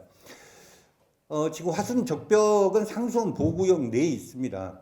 그래서 거기에 몇 가지 좀 시설물들이 있는데 하루에 한 방문객이 탐방객이 한 300명에서 400명 정도 들어오는데요. 상수원 보호구역이라는 이유로 그 안에서 물도 못 먹습니다. 뭐 음료수는 당연히 못 팔고요. 근데 이런 상황이 지금 현재 대한민국의 동복댐, 전라남도 식수댐인 동복댐에서 현재 좀 벌어지고 있는 상황입니다. 그렇기 때문에 우리 대청댐 아까 그 청남대 부분도 좀 말씀하셨는데 어떻게 보면 대청댐보다도 실제적으로 우리 전남댐의 현 상황을 정확하게 얘기를 안 해서 그렇지 더 심각한 현재 시점입니다. 그 규제 부분이요. 아까 우리 수공에서 나오신 분께서 지역과 함께 협력 중심의 가치 창출이다 이렇게 좀 말씀하셨는데 구호는 굉장히 거창합니다. 그런데 그걸 실현 단계에서 이게 이제 법으로 위반이 되기 때문에 절대 실제 당해 보면은요 고발로 갑니다. 저도 많은 고발을 좀 당했었는데 이 조금만 상수원 보호구역에서 심지어 커피 한 잔을 줬다가 상수원 보호구역에서 상행위를 한다 해서 고발을 당하거든요. 이게 정말 상수원 보호구역의 현실입니다. 저는 그래요. 우리 전남 5개 댐에서 보면 가장 전남 지역이 현재 그 수질이 한 2등급 정도 됩니다. 전체 5개 댐이요. 근데 저희 피해 주민의 입장에서 보면 농약병이 가장 오염의 주 원인이거든요. 그러니까 농사철에게 농약하고 그 다음에 그게 이제 홍수 때 버려버리는 거죠. 그러니까 모든 댐에 농약병이 수두룩 갑니다. 근데 그것이 저희가 봤을 때는 가장 오염원인데 화순 적벽에 조용히 들어가서 물도 못 먹고 그냥 한 바퀴 돌고 나오는 이 부분이 아무런 오염 행위를 발생을 시키지 않습니다. 근데 상수원 보호구역이라는 그 단지 이유만으로 계속 시비를 걸고 규제를 하고 고발을 하고 이건 된다, 이건 안 된다. 이렇게 하고 있는 것은 우리나라 상수원 보호구역의 현 주소가 정말 저는 심각하다 이렇게 좀 보여집니다. 현재 상수원 보호구역을 저희 주민들이 당하는 입장에서 보게 되면은 일제시대에 당하는 거하고 똑같아요. 물식민지입니다. 그러니까 아무런 정말 그 어떤 주권도 없고요. 그냥 이거 하지 마라 그러면 안 할 수밖에 없습니다. 왜? 고발을 당하고 행정 제재를 당하기 때문에요. 그래서 이 토론장에서 저는 감히 좀 말씀을 좀 드리고 싶은 것은 이제 아까 우리 박일선 의장님도 말씀하셨다시피 대전환에 그러니까 이 수도법이 1961년에 만들어졌지 않습니까? 그러니까 모든 이 댐의 부분에 있어서 정말로 저희 그 댐 주민들도 수질 보전하고 싶습니다. 수질 1등급으로 만들고 싶어요. 그러니까 수질 보전에 필요한 것들은 저희 주민들도 100% 지지하고 현재 그 실천을 하고 있습니다. 왜냐? 우리 전남댐 5개 댐 같은 경우도 광주시에 물을 주고 목포시에 물을 주고 순천시에 물을 주고 여수시에 물을 주고 이렇게 하고 있지만은 다 자녀들이 광주에 나와 있고 순천에 나와 있고 여수에 나와 있고 목포에 나와 있어요. 그렇기 때문에 자녀를 생각하는데 오염을 시킨다? 안 시킵니다.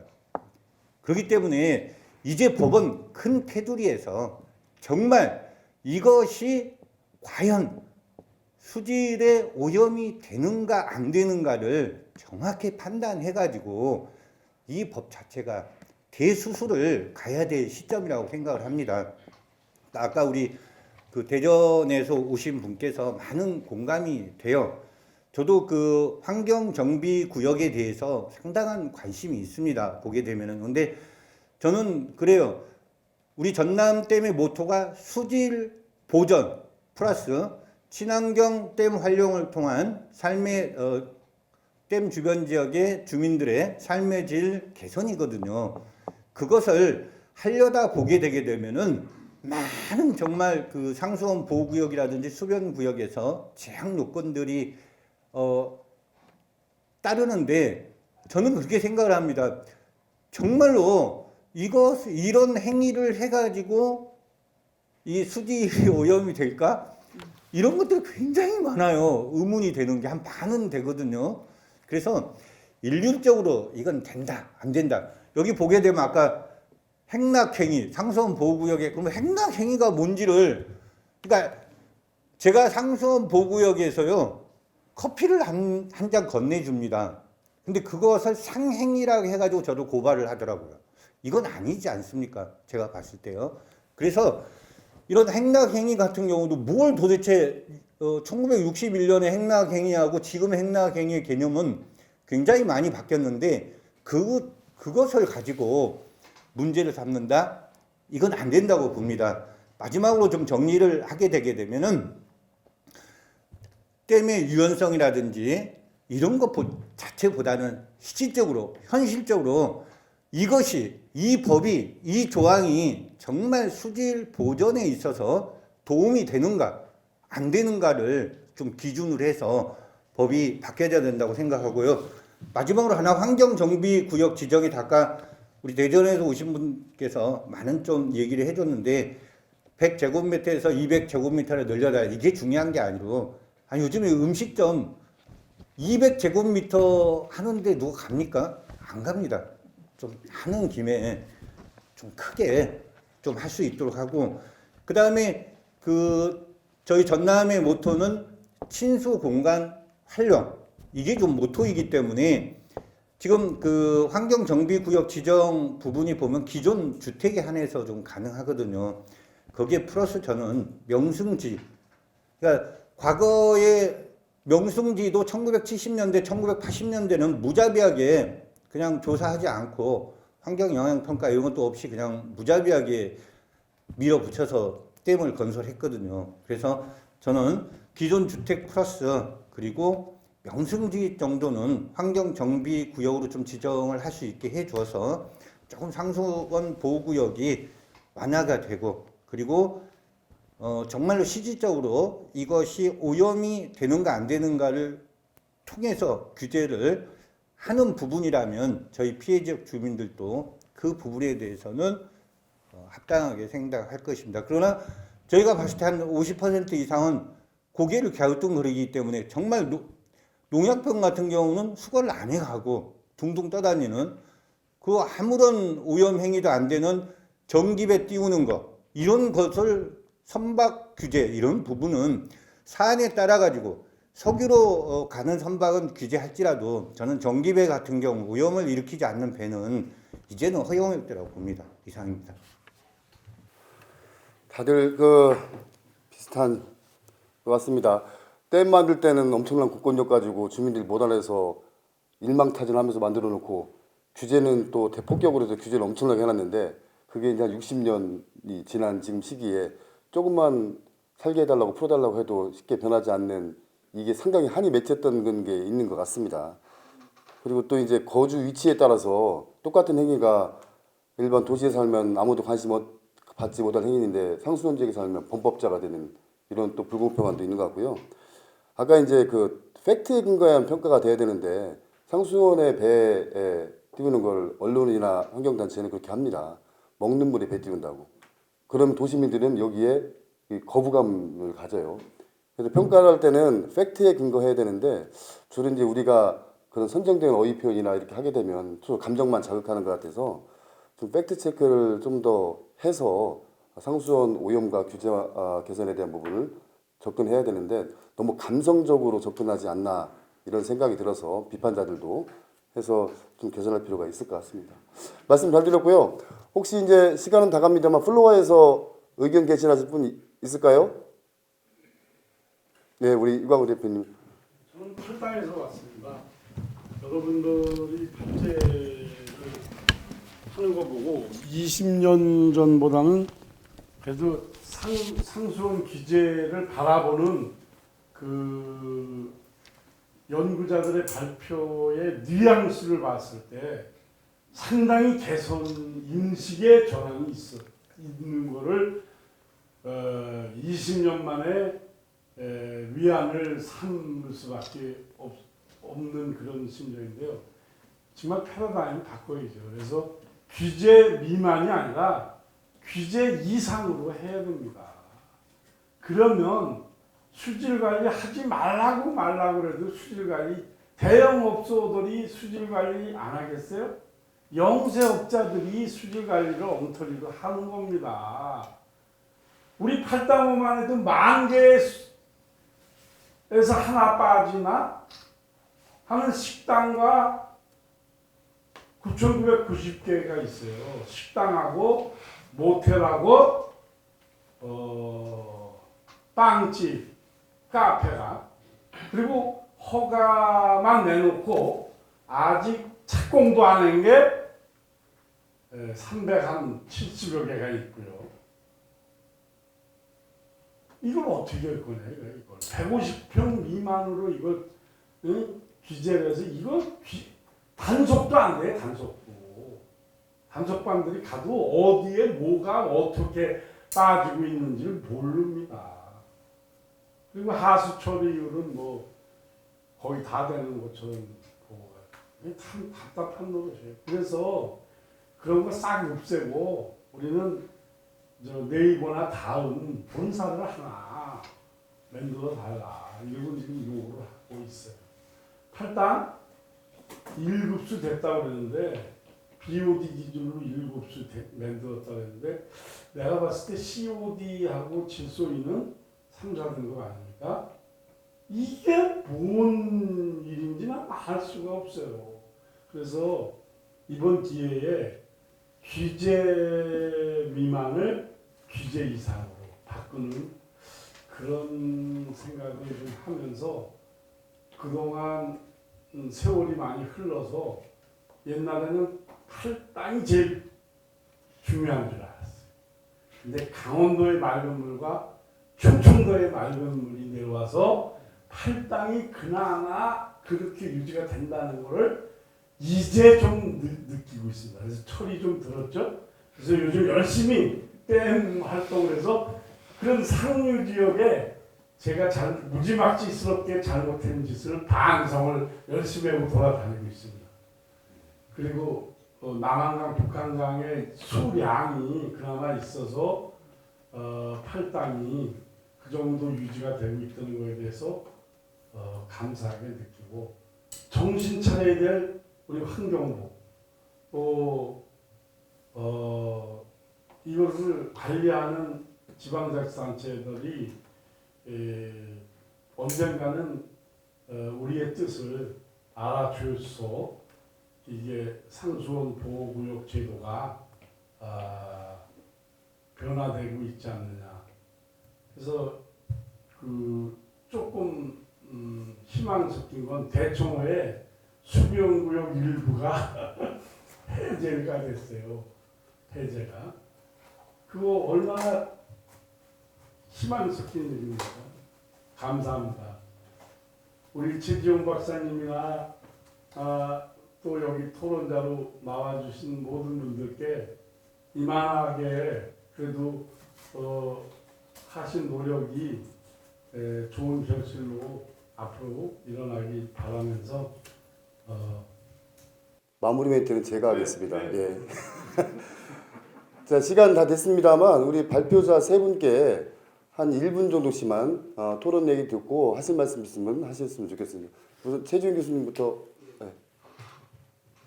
예. 시간이 있기 때문에 간단하게. 예.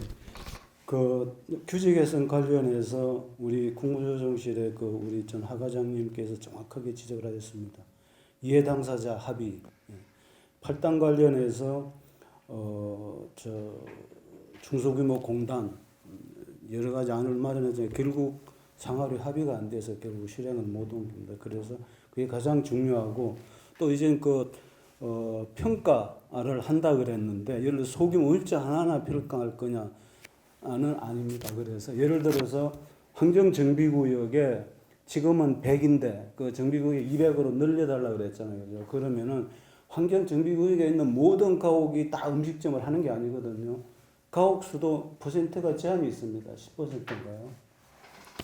이게 10%가 이렇게 증가했을 경우에 200을 했을 경우에 수질오염이 얼마나 되는가를 평가를 해서 지도 개선을 하는 겁니다. 그래서 조금 전에 말씀드린 민박도 그렇고 그리고 음식점 환경정비구역에 늘리는 것도 환경부에서 과제를 지금 하고 있습니다. 하고 있고 그래서 아마 그렇고 그리고 이제 또 국회에서는 비상칙수원 관련해서도 지금 그 한국환경연구원에서 개선 과제를 하고 있고 그렇습니다. 그래서 제일 마지막으로 이제 관련해서 우리 팔당의 이광우 대표님께서 말한 게 패러다임 전환 이게 정말 중요한 말이거든요. 지금은 소규모는 되고 일정 규모 이상은 안 되는 게 지금까지 그 상수원 관리원 그래서 난개합을 이런 쪽 상당히 문제가 되었었는데 앞으로는 규모가 어느 정도 돼야 관리가 가능합니다. 그래서 그러기 위해서 평가 제도를 도입하는 거거든요. 그러니까 평가 제도가 상수원 관리 규칙에 제도화되어 가지고 평가 규칙이 들어와야 이게 운영이 되는 겁니다. 그래서 그냥 환경 평가에서 하겠다는 것도 우리 대청댐에 같은 청남대라든지 중부 내륙 개발 사업 같은 경우에는 대규모 공공 사업이 들어가는 거는 개별사업으로 평가를 하고 민박이라든지 영십정 같은 경우는 환경정비구역의 대상 법적으로 허용하는 대상 세대수가 전했을 경우에 그러니까 보수적으로 평가를 해야 되거든요. 그랬을 경우에 200으로 늘려도 수질에 문제가 없는 건지 없는 게 평가가 되면은 제도 개선이 되는 거죠. 그래서 환경부에서 물환경기획과에서 지금 열심히 그 계산하고 있고 계속 검토를 하고 있습니다. 예.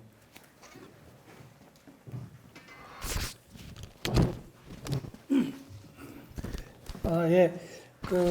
많은 말씀 주셔서 감사드립니다. 일단 상수원 보호구역 관련해서는 저희 이정수 우리 대표님이 말씀하신 것처럼 실은 상수원 보호구역만 놓고 관리하기보다는 유역 차원에서 계획도 세우고 이렇게 하는 게 필요하다. 그리고 또 지금 이제 유역 종합계획 이제 새롭게 만들었잖아요. 그러면 우리가 그게 이제 큰 틀에서 뭐 환경을 어떻게 물환경 어떻게 할 거냐, 물용 어떻게 할 거냐 이렇게 해서 지금 이제 분석돼 있는데 그 안에 상수원 그 유역에 있는 상수원 보호구역에 대해서 어떻게 관리하고 또 어떤 기준으로 이거를 목표를 삼을 건지 이런 거에 대해서 같이 좀 거기에 녹아서 유역 차원에서 좀 관리하는 게 필요하겠다 이런 생각은 저도 가지고 있습니다. 그리고 두 번째로는 저희 K-워터에 관련해서 이제 지역 상생 관련해서 말씀을 많이 주셨는데 일단 저는 그냥 이렇게 말씀드리고 싶습니다. K-워터도 변하고 있다. 그러니까 과거에 이제 댐 관리자로서 굉장히 스트릭트하게 이제 댐 주변을 우리가 이제 관리를 하다 보니까 이제 좀 보수적으로 많이 관리를 했었는데 이제 K-워터도 이제 지역과 함께 가야 된다라는 그런 인식들이 굉장히 많이 있고 아까 제가 발표 자료에 잠깐 말씀드렸지만 이제 새로운 경영 계획에도 이제 지역과 함께 하겠다라고 하는 것을 명확하게 이제 드러냈거든요. 그래서 그런 측면에서 이제 앞으로 저희가 이제 수자원 건설이라든지 운영이라든지 아니면 이런 기존의 댐 관련해서도 아마 K-워터 차원에서도 새롭게 접근 방식이 좀 바뀔 거다 이런 거를 좀 말씀을 드리고 아무튼 현장에서 말씀해 주신 거 저도 연구자로서 그냥 깊이 받아들이고 연구에 참고하도록 하겠습니다. 감사합니다. 네, 고맙습니다.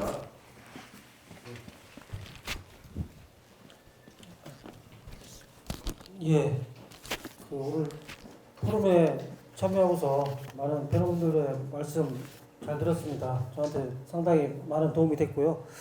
아까 제가 설명을 못 드린 부분이 있는데 환경부에서 지금 하류 지역 분들의 어떤 여론이라든지 이런 것 때문에 움직임이 좀 덜하다는 그런 평가도 좀 있고 했었는데 저희가 자체적으로 대청호 축제 때 대청호에 오신 모든 분들을 대상으로 설문조사를 한번 한 적이 있습니다.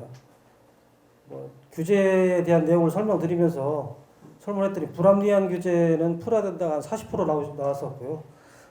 수질 보전에 지장이 없는 범위 내에서 규제는 풀어야 된다가 한 45% 정도 해서 대부분의 이제 시민들께서도 과거의 낡은 규제는 풀어야 된다는 인식을 갖고 계신 것 같고요.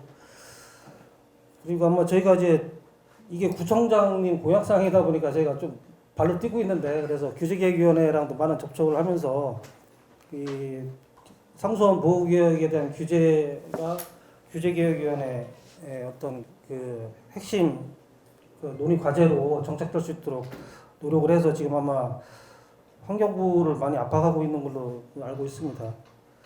어쨌든 저희는 원주민들께서 더 이상 피해를 보지 않도록 그분들을 위해서 작은 힘이 좀 될 수 있도록 계속 노력을 하겠고요. 아까 박일선 대표님께서 말씀하신 국회의원님들에 대한 부분은 제가 지역에 들어가면 저희 지역구 국회의원님께 꼭 말씀 전달드리고 앞으로 많이 쪼이겠습니다. 예, 감사합니다. 예, 오늘 세 분 발제하신 분 마지막 발언 들었고요. 하여튼 중요한 건 오늘 포럼 나온 내용이 여기서 그치는 게 아니고 춘천 몰포럼처럼 내용을 정리해서 꼭 이렇게 정책에 좀 반영될 수 있게 또 개선하는데 법과 제도를 개선하는데 도움이 될 수 있도록 정리해서 하도록 하겠습니다. 오늘 참석해 주신 모든 분들 박수로 마무리 짓겠습니다.